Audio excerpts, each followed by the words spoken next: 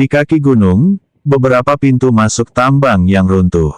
Sebagian besar tertutup puing-puing dan tanaman merambat yang layu. Dan jejak ran larangan yang sangat lapuk masih tersisa di sekitar pintu masuk. Indra ilahi Chen Ping menyebar begitu dia tiba di punggungan, gagak dingin dan segera mendeteksi fluktuasi hukum yang samar namun stabil jauh di dalam cekungan gunung tersembunyi di sisi utara punggungan tersebut. Ketiganya mengikuti jalan setapak menuju pintu masuk tambang. Chen Ping mengangkat tangannya dan melambaikannya. Perlahan, kekuatan kekacauan menyapu seperti angin sepoi-sepoi diam-diam menyingkirkan puing-puing dan debu yang menutupi dinding batu. Ketika dinding batu kuno itu sepenuhnya terlihat di hadapan matanya, bahkan seseorang yang setenang dirinya pun tak kuasa menahan napas sejenak. Itu adalah tembok batu raksasa. Tingginya beberapa meter dan lebarnya sekitar 5 meter dipenuhi dengan ukiran rune kuno yang padat. Setiap baris mengandung jimat tawis unik yang terletak di antara realitas dan ilusi. Terdapat alur melingkar seukuran telapak tangan di bagian tengah dinding batu tersebut. Seperti yang diharapkan, ini adalah karya klan kuno Xuan Ming. Xuan Zhenzi melangkah maju. Jari-jarinya yang keriput dengan lembut menyentuh rune di dinding batu. Ini adalah pola ilusi dan nyata yang unik bagi klan kuno mereka. Kondisi dinding jimat ini jauh melebihi harapan saya. Struktur hukum internalnya pada dasarnya masih utuh. Kemungkinan besar hanya kunci klan kuno mereka sendiri yang dapat membukanya.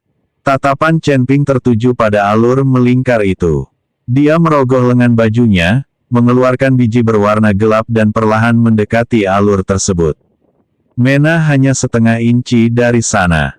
Dia bisa merasakan bahwa hukum-hukum residual di dalam biji itu beresonansi dengan sangat halus saat mendekati dinding batu. Apakah kau sedang berjudi? Jiang Xuelan berdiri setengah. Langkah di belakangnya ini bukan dianggap perjudian. Chen Ping berbicara dengan tenang, menggunakan sumber kekacauan untuk mengisi bagian yang hilang seharusnya dapat mengaktifkannya ke tingkat yang cukup untuk komunikasi. Tanpa ragu-ragu lagi, ia dengan mantap menempatkan biji berwarna gelap itu ke dalam alur melingkar. Esensi kacau berwarna abu-abu keunguan itu disuntikkan ke dalamnya secara bersamaan, mengaktifkan semua sisa hukum yang terpendam di dalam seluruh biji tersebut. Berdengung, dengungan yang dalam dan menggema terdengar dari kedalaman dinding batu dan rune-rune di dinding batu itu menyala secara bersamaan dengan lapisan cahaya abu-abu gelap yang mengalir dan berkedip-kedip. Segera setelah itu, sebuah suara samar dan dalam terdengar dari kedalaman dinding batu membawa kesan dingin dan acuh.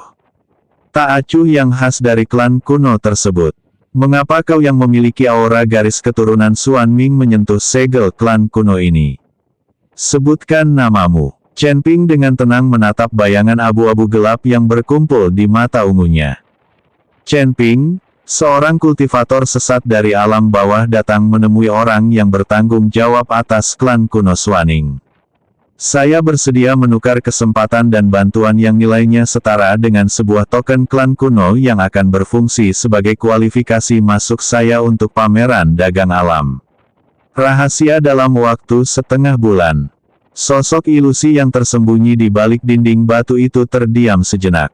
Tanda-tanda klan kuno bukanlah benda biasa. Apa yang membuatmu berpikir bahwa kamu satu berhak mendapatkannya? Bibir Chen Ping melengkung membentuk senyum yang sangat tipis.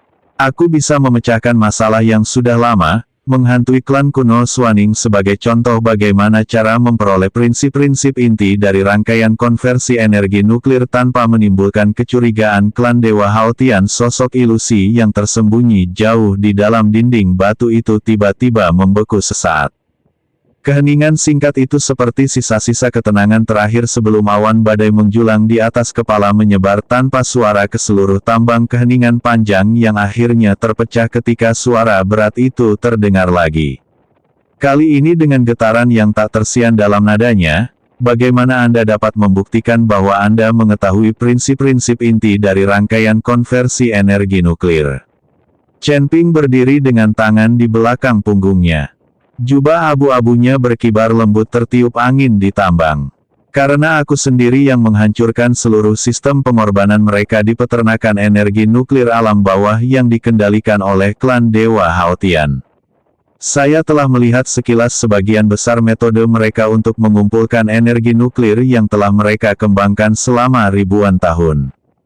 Adapun bagian yang tersisa, aku bisa menukarkan informasi lengkap tentang inti susunan tersebut dengan para bangsawan untuk mendapatkan giok pemutus jiwa surga misterius. Setelah pameran dagang alam rahasia, keheningan kembali menyelimuti dinding batu itu. Keheningan ini berlangsung lebih lama lagi dan Chen Ping dapat merasakan bahwa sosok ilusi itu perlahan bergeser dari kewaspadaan menjadi pertimbangan dan penilaian yang lebih kompleks. Akhirnya suara berat itu perlahan terdengar. 3 hari kemudian seseorang akan menemu di Paviliun Chenxi, di selatan kota kuno Suaning dengan sebuah kenangan. Apakah Anda akan diberikan keanggotaan atau tidak akan diputuskan setelah pertemuan kami. Cahaya abu-abu gelap di dinding batu perlahan memudar. Rune-rune itu secara bertahap meredup dan sosok hantu itu menghilang. Keheningan kembali menyelimuti tambang. Chen Ping berbalik. Mata ungunya menunjukkan sedikit kelegaan dan ketenangan. 3 hari kemudian, Paviliun Chenxi Xuan Zhenzi bertepuk tangan dan tertawa kecil. Nak, kau sungguh berani menggunakan rahasia inti klan Dewa Haotian sebagai alat tawar-menawar dalam negosiasi dengan klan Kunwaning. Langkah ini sungguh patut dipuji. Jika klan Kunwaning tidak setuju dan memberitahu klan ilahi Haotian, bukankah semuanya akan terbongkar? Chen Ping tersenyum dan berkata, klan kuno Xuanming tidak akan melakukan itu di tempat yang kekurangan sumber daya ini. Keuntungan adalah hal yang paling mendasar. Klan kuno Xuanming tidak memiliki kekuatan untuk menolak. Syarat yang saya tetapkan untuk mereka, mereka pasti bermimpi mendapatkan susunan konversi energi nuklir. Secercah senyum muncul di mata biru dingin. Jiang Xuelan, kau benar-benar memahami klan kuno Xuaning. Yang benar-benar saya pahami bukanlah klan kuno Xuaning, melainkan sifat manusia. Setiap orang seperti itu. Chen Ping tersenyum. Berbalik dan berjalan keluar dari tambang. Ketiganya keluar dari tambang dan seberkas cahaya abu-abu. Keunguan menyapu punggung gunung yang sunyi di senjak hari. Bergerak ke arah barat Dava, Chen Ping tidak terburu-buru kembali ke lembah terpencil itu. Pertemuan di Paviliun Chenxi dijadwalkan 3 hari kemudian. Perjalanan bola bali akan membuang waktu. Akan lebih baik mencari tempat menginap di dekat situ untuk beristirahat dan memulihkan diri sehingga kita dapat melakukan beberapa persiapan sebelum pertemuan. Sekitar setengah jam kemudian, sebuah kota kecil yang tidak mencolok muncul di depan. Kota ini kecil dengan sekitar 100 rumah tangga. Sebagian besar bangunan terbuat dari batu dan kayu berwarna abu, coklat dengan atap rendah, dan jalan-jalan sempit memancarkan kesederhanaan dan ketenangan yang unik untuk tempat-tempat terpencil. Ya. Di pintu masuk kota berdiri sebuah prasasti batu yang sangat lapuk yang tulisannya kini buram dan tidak terbaca, hanya tersisa beberapa goresan yang samar-samar terlihat. Tidak ada tembok kota yang tinggi atau penjaga yang berpatroli. Di kota itu, beberapa lampu yang tersebar memancarkan cahaya kuning redup di senja hari membuat jalan-jalan sempit tampak remang-remang. Ketiganya mendarat di lereng tanah terpencil di luar kota, menyembunyikan keberadaan mereka dan berjalan kaki menuju kota. Tidak banyak pejalan kaki di kota itu dan wajah mereka tampak tenang dengan sedikit rasa mati rasa. Seolah-olah mereka telah lama terbiasa dengan kelangkaan sumber daya di negeri ini. Tatapan Chen Ping menyapu jalan dan tertuju pada sebuah penginapan dengan plakat kayu tua yang tergantung di dindingnya. Huruf-huruf pada plakat itu sudah pudar dan haus. Tetapi kata-kata Return Journey masih bisa terbaca samar-samar. Pintu penginapan itu setengah terbuka dan cahaya redup serta suara-suara samar terdengar dari dalam menciptakan suasana hangat. Ini cukup. Chen Ping melangkah masuk. Lobi penginapan itu kecil dengan 5 atau 6 meja persegi yang tertata sebuah lampu minyak menyala di sudut. Cahayanya yang berkedip-kedip memancarkan cahaya samar. Pada beberapa wajah di balik meja kasir duduk seorang pria tua kurus berambut abu-abu tertidur dengan kelopak mata yang terkulai. Ia perlahan mengangkat matanya ketika mendengar seseorang masuk dan pandangannya menyapu ketiga orang itu. Melihat bahwa pakaian dan tingkah laku mereka tidak seperti penduduk setempat, dia tidak bertanya lebih lanjut, hanya dengan malas berkata menginap di penginapan. 3 kamar, 2 batu roh tingkat rendah per malam. Chen Ping mengeluarkan batu spiritual tingkat rendah dengan kemurnian yang cukup dari cincin penyimpanannya dan meletakkannya di atas meja. Lelaki tua itu meliriknya kilatan, kelicikan terpancar di matanya, lalu dengan rapi menyimpannya kembali. Lalu ia menyerahkan 3 kunci kuningan, 3 kamar di ujung lantai 2 bersebelahan. Air panas ada di halaman belakang. Siapkan makanan Anda sendiri di dapur. Asal jangan merusak apapun. Mereka bertiga naik ke lantai 2 dan beristirahat. Kamar itu sederhana namun cukup bersih dengan tempat tidur kayu, meja persegi, dan jendela kecil menghadap utara. Tempat cahaya senja kelabu dan lampu yang redup menerangi ruangan. Chen Ping duduk di samping tempat tidur, menutup matanya dan mengatur napasnya sejenak perlahan menenangkan. Kelelahan yang menumpuk dari perjalanan berhari-hari. Sumber kekacauan mengalir dengan lancar di tubuhnya. Setenang dan sekuat air di kolam yang dalam. Tidak lama kemudian terdengar suara Xuan Zhenzi mendorong. Pintu sebelah diikuti oleh ketukan. Chen Ping bangkit dan membuka pintu. Xuan Zhenzi berdiri di ambang pintu, memegang 2 mangkuk bubur kasar yang masih panas. Jiang Xuelan juga keluar dari ruangan lain dan mengambil salah satu mangkuk. Kota ini mungkin kecil, tetapi penduduknya berpengetahuan luas. Xuan Zhenzi bersandar di pagar koridor, menyeruput buburnya dan menunjuk ke arah lobi di lantai bawah. Saat aku turun untuk mengambil makanan tadi, aku mendengar beberapa kultivator liar membicarakan sesuatu yang menarik. Sesuatu tentang penjaga ketertiban dan pengasingan ke penjara. Bagaimana kalau kita turun dan duduk sebentar? Chen Ping memegang mangkuk bubur, matanya sedikit berkedip. Ia hanya berencana bermeditasi di sini selama 3 hari. Tetapi jika ia bisa mendengar berita bermanfaat di kota ini, ia sebaiknya mendengarkannya. Dia mengangguk dan mereka bertiga membawa mangkuk, bubur mereka ke bawah dan duduk di meja yang tidak mencolok di sudut lobi. Ada 5 atau 6 meja yang terisi orang-orang yang duduk di lobi. Di satu meja, 2 kultivator berjubah tawis kampang camping berbisik-bisik tentang berita mengenai tambang roh. Sementara di meja lain, beberapa orang biasa dengan wajah keriput makan dalam diam. Di meja lain duduk 3 pria parubaya yang berpakaian seperti kultivator liar. Minum anggur spiritual murahan dan berbicara dengan lantang. Suara mereka menggema hampir di seluruh aula. Xuan Zhenzi memberi isyarat ke arah ketiga orang itu dengan matanya dan berkata dengan suara rendah, hanya sedikit dari mereka. Telinga Chen Ping sedikit berkedut dan sumber kekacauan mengalir tanpa suara di sekitar saluran telinganya dengan jelas menangkap percakapan antara para kultivator sesat di meja di kejauhan. Seorang pria bertubuh kekar dengan janggut lebat meneguk anggur menyekam mulutnya dan berkata dengan sedikit bau alkohol dan desahan. Kau tahu para penjaga ketertiban itu benar-benar kejam.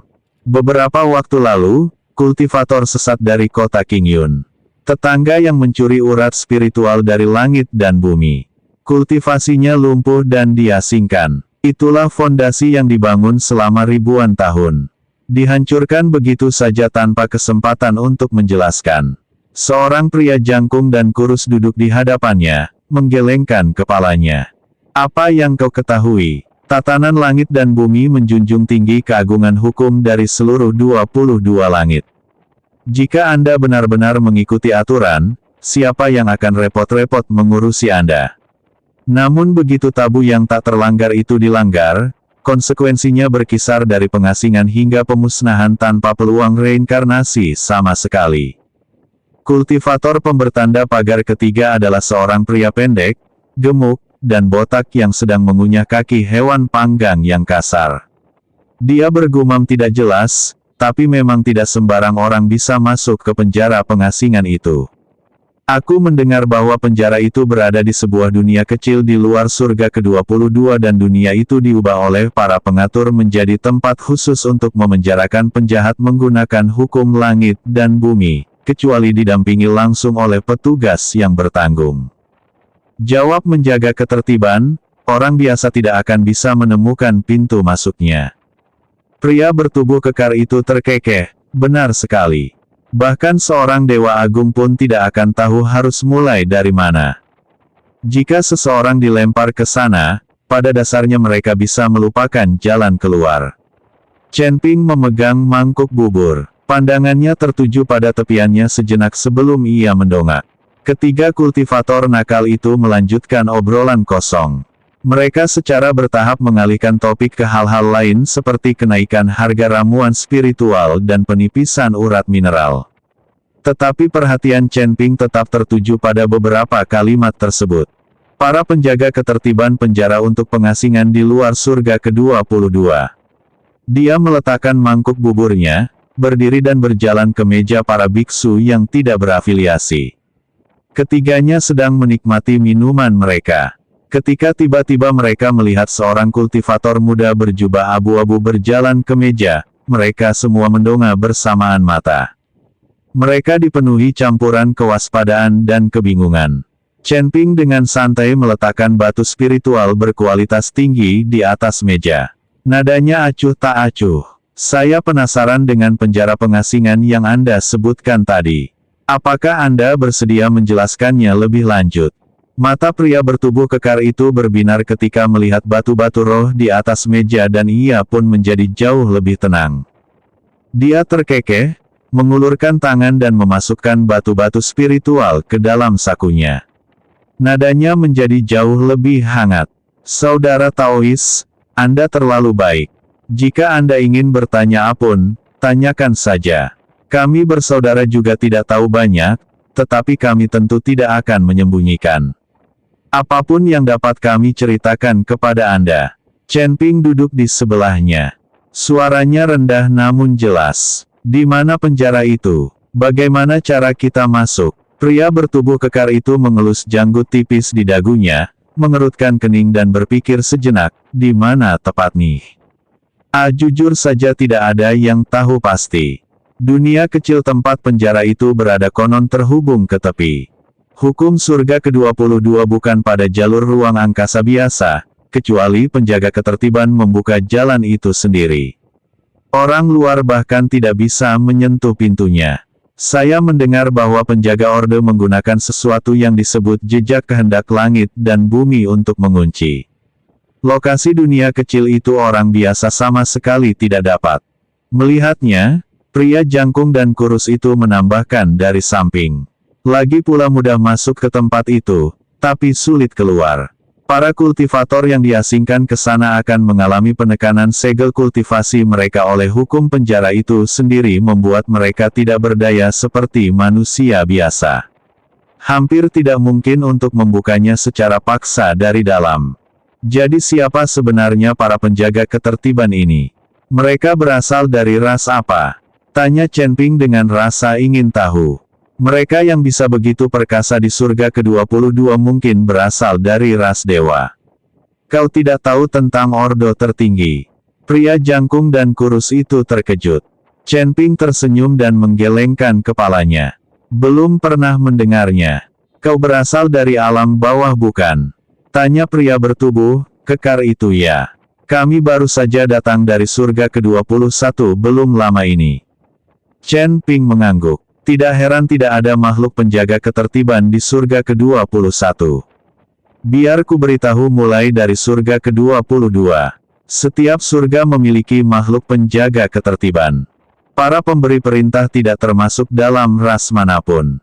Dan beberapa bahkan mengatakan bahwa para pemberi perintah bukanlah manusia, melainkan hanya sebuah kehendak. Ordo ini mewakili hukum langit dan bumi. Jika Anda berada di alam bawah dan melanggar hukum langit dan bumi atau tidak memahami aturannya, mungkin tidak ada yang akan peduli pada Anda. Atau mungkin hukum langit dan bumi akan menindas Anda. Namun keadaan akan berbeda ketika kamu mencapai surga.